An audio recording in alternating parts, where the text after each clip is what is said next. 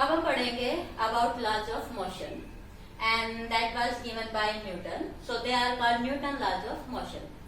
तो मोशन के बारे में न्यूटन ने 3 लॉज दिए थे जिन्हें हम कहते हैं न्यूटन लॉज ऑफ मोशन। और ये जो 3 लॉज ऑफ मोशन है ये एक्चुअली क्या कहे गए? Newton first law of motion, Newton second law of motion, Newton third law of motion.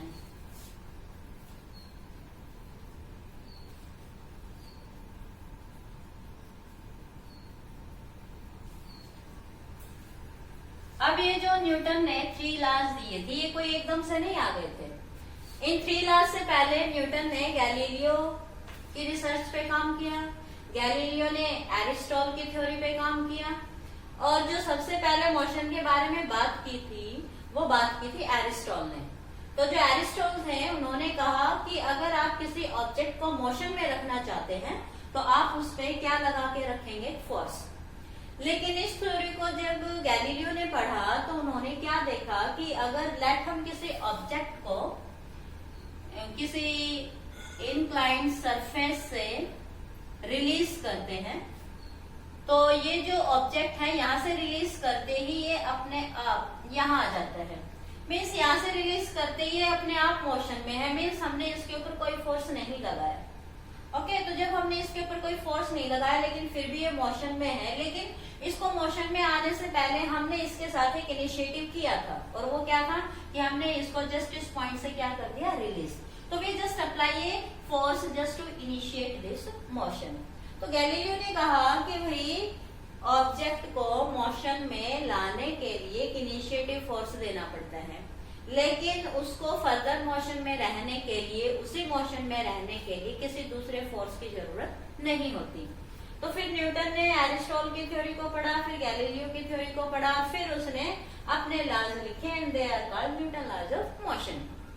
तो यहाँ जो न्यूटन था वो सबसे ज्यादा प्रभावित हुआ था गैलीलियो की थ्योरी से, क्योंकि गैलीलियो ने एक एक्सपेरिमेंट भी करके दिखाया, और इसने जो एक्सपेरिमेंट किया वो क्या था कि लेट उसने एक इस तरह की शेप का कोई बॉल लिया, उसमें किसी स्फेरिकल बॉल को इसने यहाँ से रिलीज किया, और जैसे इसने यहाँ से रिलीज किया तो ये बॉल रिलीज होके यहाँ पहुंचती है, और जैसे जैसे ये बॉटम की तरफ आती है इसकी स्पीड बढ़ती जाती है, और यहाँ आके ये फर्दर इस डायरेक्शन में मूव करना शुरू कर देती है।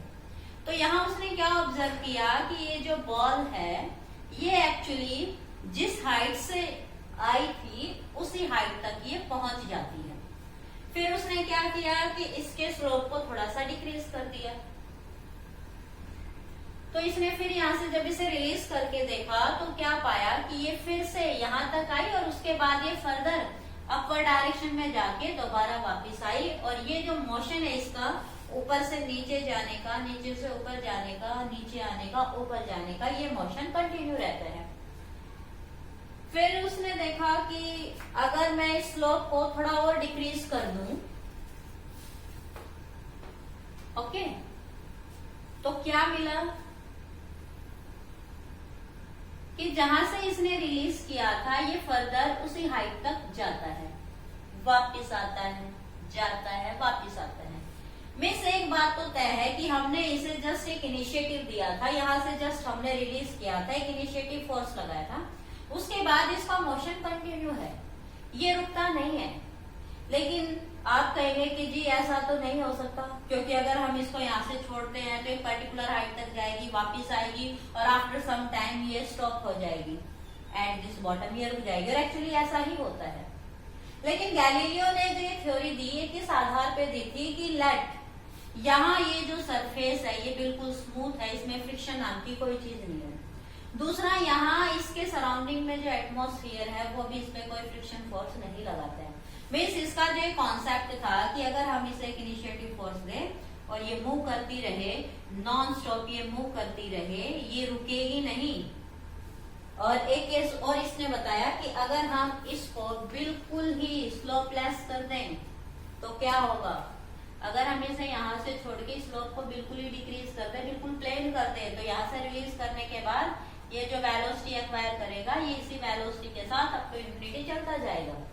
लेकिन ये चलता जाएगा, रुकेगी नहीं। ये चीज कब आएगी? जब हम सभी तरह के और फर्दर एक्सटर्नल फोर्सेस को क्या करते हैं?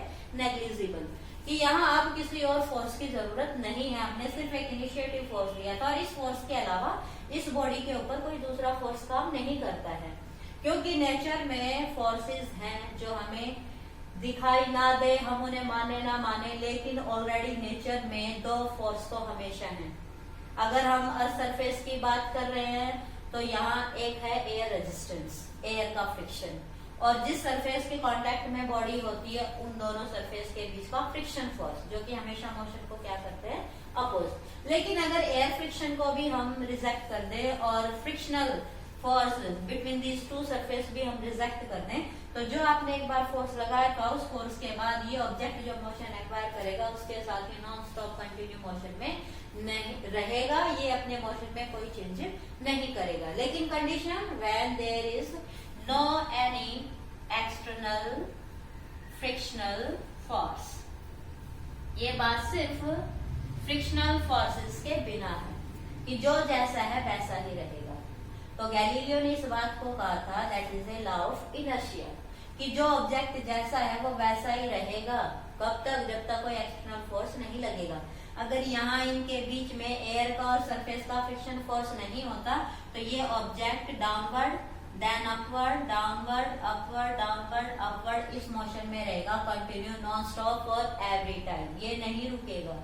अगर इसे यहाँ से रिलीज कर दिया तो ये यहाँ से चल के चलता जाएगा, कभी नहीं रुकेगा इंफिनिटी तक। अगर वहां इसको फर्दर सामने कोई फ्रिक्शनल फोर्स नहीं मिलता है तो मीन्स अगर कोई एक्सटर्नल फोर्स ना मिले तो जो जैसा है वो वैसा ही रहेगा। और इस बात को गैलीलियो ने क्या कहा था?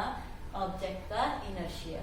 तो यहाँ जो न्यूटन फर्स्ट लॉ है, इसने जो अपना पहला लॉ दिया था वो गैलीलियो के इसी अजम्पशन पे दिया था, गैलीलियो की इसी थ्योरी पे दिया था, that is Newton first law of motion is also called law of inertia.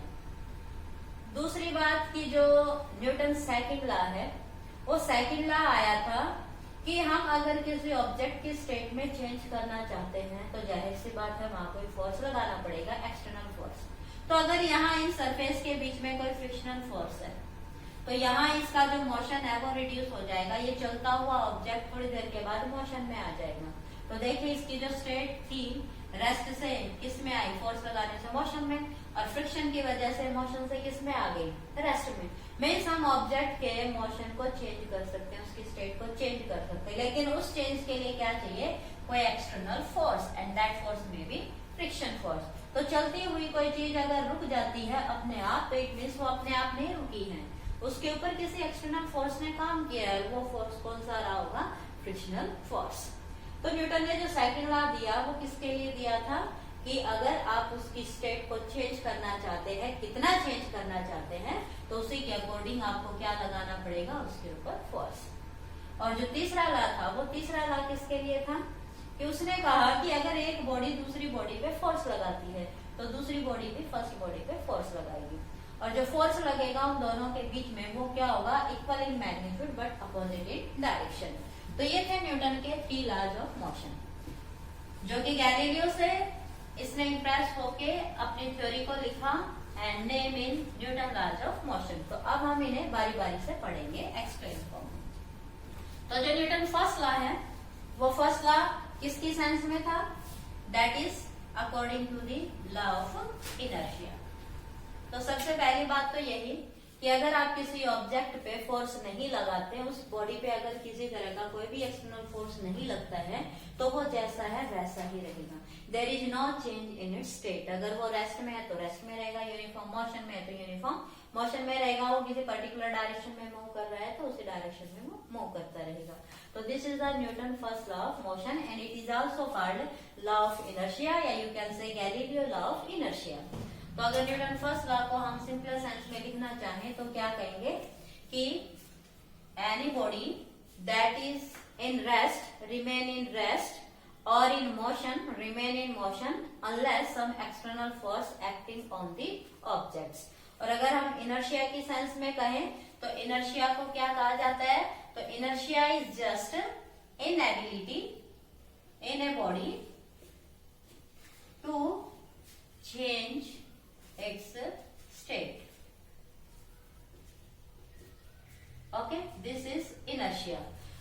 Inability in a body to change its state by itself, ये भी लिख दीजिए। वो अपने आप से अपने स्टेट में कोई चेंज नहीं करेगी, वो जैसी है वैसे ही रहेगी, and that is called law of inertia. तो यहाँ जो मोशन से रिलेटेड हम बात करें तो यहाँ इनर्शिया भी 3 टाइप के हैं। तो इनर्शिया के जो 3 टाइप हैं अकॉर्डिंग टू द मोशन, वो क्या कहे जाते हैं? Inertia of rest, inertia of motion and inertia of direction. तो ये जो 3 काइंड्स ऑफ इनर्शिया हैं, इनको हम 1 बाय 1 डिस्कस करते हैं। तो देखिए स्टूडेंट्स, इनर्शिया ऑफ रेस्ट का मतलब है inability in a body to change its state of rest by itself. Means अगर कोई ऑब्जेक्ट रेस्ट में है तो वो रेस्ट में ही रहेगा, कब तक? जब तक इसमें कोई एक्सटर्नल एफर्ट नहीं होगा। Inertia of motion means, inertia of motion का मतलब है inability in a body to change its state of motion by itself unless some external force act on it. Means जो ऑब्जेक्ट जिस मोशन में है वो उसी मोशन के साथ चलता रहेगा, कब तक? जब तक उस पर कोई एक्सटर्नल फोर्स ना लगे। And inertia of direction means inability in a body to change its state of direction by itself. Means वो जिस डायरेक्शन में चल रहा है उसी डायरेक्शन में चलता रहेगा, वो अपने आप अपनी डायरेक्शन को चेंज नहीं करेगा। अगर आप उसकी डायरेक्शन चेंज करना चाहते हैं तो you have to apply some force. Okay, तो these are 3 kinds of inertia. तो हमारे डे टू डे लाइफ में हम देखते हैं inertia of rest, motion and direction के एग्जाम्पल। तो इनर्शिया ऑफ रेस्ट का मतलब है कि कोई जैसा है वैसा ही रहेगा, रेस्ट में है तो रेस्ट में रहेगा, अपने आप अपनी स्टेट नहीं बदलेगा। मीन्स अगर मैं इस बोर्ड को यहाँ से शिफ्ट नहीं करूंगी तो ये यही रहेगा, अपने आप से ही अपनी पोजीशन में चेंज नहीं कर सकता। फॉर एग्जाम्पल, जैसे कि कारपेट पे धूल जम जाती है, डस्ट किसी चीज पे जमा हो जाती है, तो वो डस्ट अपने आप साफ नहीं होती, उसे साफ करना पड़ता है, उसे झाड़ना पड़ता है। इसी तरह से यू कैन से जो ट्रीज पे लीव्स होती हैं, फ्रूट्स होती हैं, वो अपने आप नहीं गिरती। मीन्स अगर वो पत्तियां और वो फ्रूट अगर पेड़ से झड़ते हैं तो कब झड़ेंगे? या तो कोई तेज हवा चले या फिर हम उसे जोर से हिलाएं, देन दे कैन रिलीज। तो these are the inertia of rest. Inertia of motion means जो जैसे चल रहा है वो उसी तरह से चलता रहेगा, वो अपने आप मोशन से रेस्ट में नहीं आएगा। For example, inertia of motion से रिलेटेड आपने कई बार देखा भी होगा कि अगर कोई बस चलती चलती अचानक ब्रेक लगाती है तो हम आगे जाके गिरते हैं। इसका कारण क्या है कि जब ब्रेक लगा है उससे पहले बस के साथ हमारी बॉडी क्या थी? मोशन में, और मोशन की वजह से हम क्या चल रहे थे? फॉरवर्ड डायरेक्शन में। लेकिन जब एकदम से ब्रेक लगा है, कोई एक्सटर्नल फोर्स लगा है, तो हम एकदम से रेस्ट में नहीं आए। क्यों? क्योंकि हमारी टेंडेंसी तो क्या होती? अपने आप से जस्ट इन द मोशन। तो वो जो हमें आगे की तरफ धक्का लगता है उसकी वजह क्या है? जो जर्क हमें फील होता है उसकी वजह क्या है? Inertia of motion. कई बार क्या होता है कि जैसे कि चलते हुए व्हीकल से हम जब उतरते हैं तो क्या होता है कि उतरते उतरते हमें एक्चुअली उसके साथ दौड़ना चाहिए। अगर चलते हुए व्हीकल से आप उतर रहे हैं तो हमें उसके साथ दौड़ना चाहिए। अगर आप ऐसा नहीं करोगे और चलते हुए व्हीकल से अगर आप एकदम से जंप कर जाओगे तो हम आगे की तरफ गिरेंगे। ऐसा क्यों होता है? क्योंकि हम जिस बस के साथ कांटेक्ट में हैं वो बस क्या है? मोशन में। तो हमारा बॉडी भी क्या रहेगा? उसके साथ मोशन में। लेकिन हम जो एकदम से उतरते हैं उस सिस्टम को छोड़ते हैं तो हमारी बॉडी की टेंडेंसी क्या होती है? Just to move forward. तो ये जो इस तरह के एग्जांपल्स हैं ये किसके हैं? Inertia of motion. Same inertia of direction.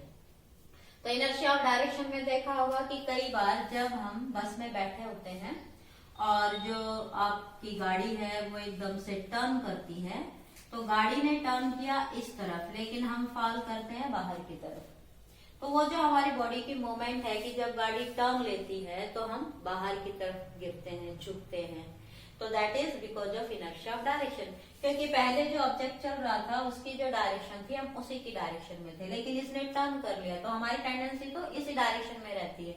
लेकिन इसने जो टर्न किया उसकी वजह से, हमारी टेंडेंसी की वजह से, हमारे इनर्शिया ऑफ डायरेक्शन की वजह से वी फॉल आउटवर्ड। इस इनर्शिया ऑफ डायरेक्शन की वजह से आपने देखा होगा कि जो गाड़ियां हैं उनके साथ मडगार्ड लगे, गाड़ियों के जो टायर हैं उन पे मडगार्ड्स लगे रहते हैं। तो जो गाड़ियों के टायर्स हैं उन पे मडगार्ड्स क्यों लगाए जाते हैं? वो इसीलिए लगाए जाते हैं ताकि जो व्हील है अगर वो कीचड़ में जाता है तो जो कीचड़ इसके साथ चिपकता है, जब ये अपने मूवमेंट करेगा तो वो एट एनी पॉइंट कीचड़ डायरेक्शन, जो इनर्शिया ऑफ डायरेक्शन की वजह से, अपने इनर्शिया की वजह से अपने आप अपनी डायरेक्शन नहीं बदलता, वो कीचड़ हमेशा अपनी ही डायरेक्शन में रहता है। तो या इसके ऊपर मडगार्ड लगा दिया जाता है ताकि ये जो छींटे हैं ये अपने इनर्शिया ऑफ डायरेक्शन की वजह से हमें अफेक्ट ना करें।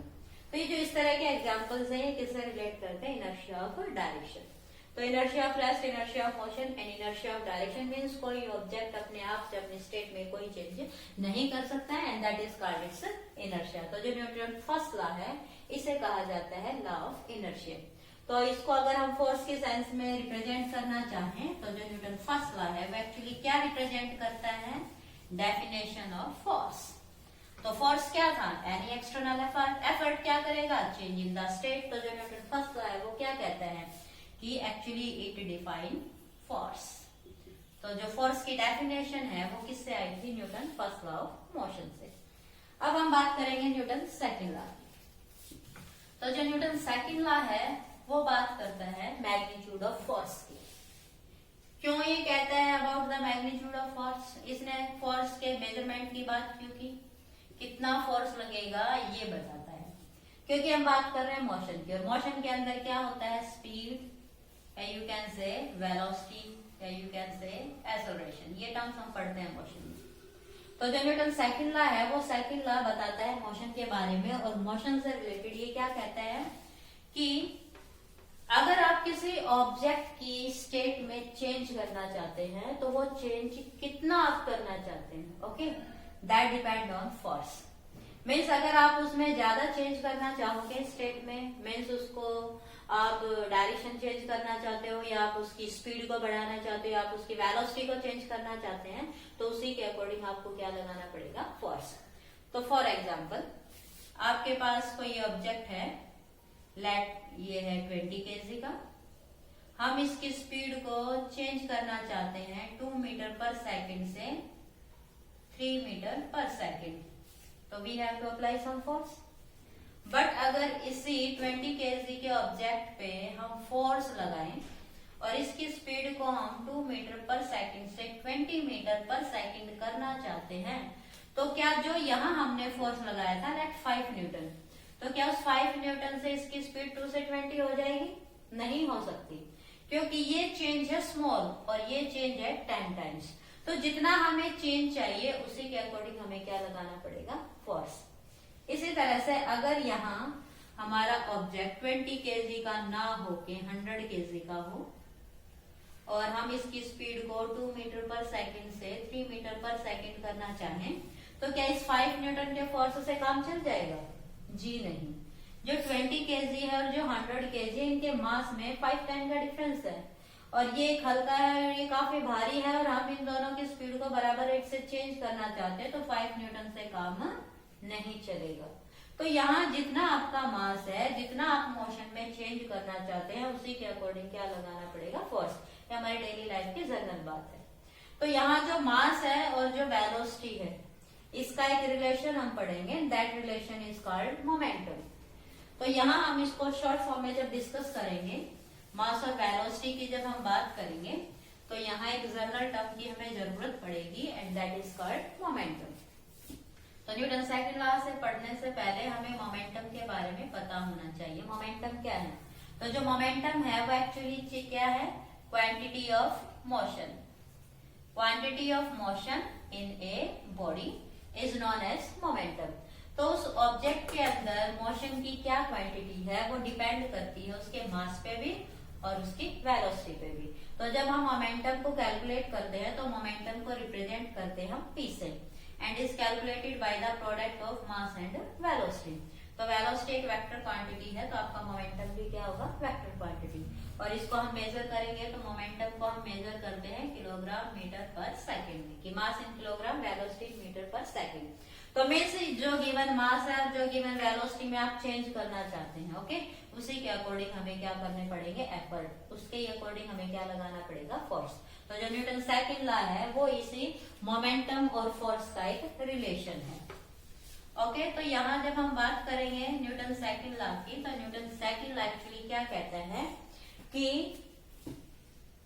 Rate of change of momentum या change in momentum per unit time it is directly proportional to force.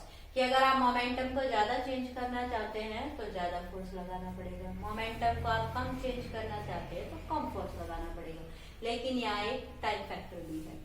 तो टाइम रेट चेंज ऑफ जो मोमेंटम है कि आप गिवन मोमेंटम को स्मॉल टाइम में चेंज करोगे तो मोर फोर्स लगाना पड़ेगा, और अगर आप उसी मोमेंटम को धीरे धीरे चेंज करना चाहते हैं तो कम फोर्स से काम चल जाएगा। तो इस टाइम को और मोमेंटम को फोर्स को एक जनरल टर्म से रिप्रेजेंट किया है, that is called Newton second law of motion. तो Newton second law of motion कहता है कि change in momentum in a given time is proportional to force, या force is directly proportional to change in momentum. तो अब इस proportionality के sign को जब हम चेंज करते हैं तो एक कांस्टेंट लग जाता है, दैट इज के dp बाई dt। तो ये के कांस्टेंट है, और एसआई स्टैंडर्ड में जब हम इसकी बात करेंगे तो एसआई सिस्टम में के की वैल्यू होती है 1। तो यहाँ जो आपका के है ये के क्या कहा जाएगा 1। तो यहाँ आपके पास जो न्यूटन सेकंड लॉ से आपकी स्टेटमेंट चेंज होती है वो क्या है कि force is equal to dp by dt। Okay, तो यहाँ से हम फोर्स का फॉर्मूला निकाल सकते हैं। जब आप इस मोमेंटम को चेंज करेंगे, इसे एक्सप्लेन करेंगे, तो ये क्या बन जाएगा, it is a change in momentum. और चेंज इन मोमेंटम क्या होता है, मोमेंटम को अगर हम लिखेंगे तो मोमेंटम क्या होगा m into V upon D T, और यहाँ this is m dv upon dt and this is m dv upon dt क्या होता है एक्सेलरेशन। तो जो आपके पास फोर्स है वो क्या आ गया m into a, this is your magnitude of force. तो इसलिए कहा जाता है जो न्यूटन सेकंड लॉ है वो क्या रिप्रेजेंट करता है, मैग्नीट्यूड ऑफ फोर्स। अब हम बात करेंगे न्यूटन थर्ड लॉ की। तो जो न्यूटन थर्ड लॉ है वो एक्चुअली बताता है about the nature of force. तो जो Newton third law of motion है, इस थर्ड लॉ ऑफ मोशन ने फोर्स के बारे में क्या बताया कि फोर्स का नेचर क्या है। तो जो Newton third law of motion है it actually give nature of force. ऐसा क्यों, क्योंकि लेट हमारे पास दो ऑब्जेक्ट है, एक ऑब्जेक्ट है ए ऑब्जेक्ट है बी। ए फोर्स लगाता है बी पे तो बी भी फोर्स लगाएगा ए पे। ए ने जो बी पे फोर्स लगाया साइमल्टेनियसली बी ए पे फोर्स लगाएगा, means there is no time lag between its activity. तो ए जो बी पे फोर्स लगाता है इसे हम कहते हैं एक्शन, और ए के एक्शन से बी ने जो रेस्पॉन्स किया उसे हम क्या कहते हैं रिएक्शन। और जितना एक्शन हुआ है एक्चुअली उतना ही क्या होता है रिएक्शन। तो action is equal to reaction, लेकिन जो एक्शन और रिएक्शन है वो आप देख रहे हैं दोनों की डायरेक्शन क्या है अपोजिट। तो action is equal and opposite to reaction. तो न्यूटन थर्ड लॉ को हम लिखना चाहे इसके सेंस में तो क्या कहा जाता है कि every action has equal and opposite reaction. Means if one object exert force on another, then another object also exert force on first object, and this is called Newton third law of motion. So this is also called law of action and reaction. तो action के साथ हमेशा reaction होगा। वो बात अलग है कि आपको वो चीज विजुअलाइज होती है या नहीं होती, लेकिन नेचर में कोई भी फोर्स सिंगल नहीं होता है, फोर्स हमेशा क्या होता है पेयर में। तो इस नेचर में जहां कहीं भी जो भी एक्टिविटी हो रही है इट मीन्स वहां एक फोर्स नहीं है, वो एक्चुअली क्या है पेयर ऑफ फोर्स। ओके, तो फॉर एग्जांपल अगर हम बॉल को जमीन पे मारते हैं, रबर बॉल को आप जमीन पे मारते हैं तो बाउंस होके वापस आती है। ऐसा क्यों, क्योंकि बॉल ने फोर्स लगाया ग्राउंड पे तो ग्राउंड ने फोर्स लगाया बॉल पे। अगर हम बॉल को मारते हैं दीवार पे तो वो बॉल वापिस आती है, क्यों, बॉल ने एक्शन किया बॉल पे, बॉल ने रिएक्शन किया बॉल पे। तो these are the law of action and reaction. तो these are three different laws of Newton third law of motion. First give definition of force, second give magnitude of force and third give the nature of force. तो हमारी day to day life में ये जो Newton three laws हैं इनका अपना important role है। और ये मान के चलिए कि हमारी डेली लाइफ में कोई भी ऐसी एक्टिविटी नहीं है जिनके अंदर इन न्यूटन लॉज का रोल ना हो, direct indirect every activity, every interaction between one to another, that all depend on Newton laws of motion. So these are your different Newton arms of motion.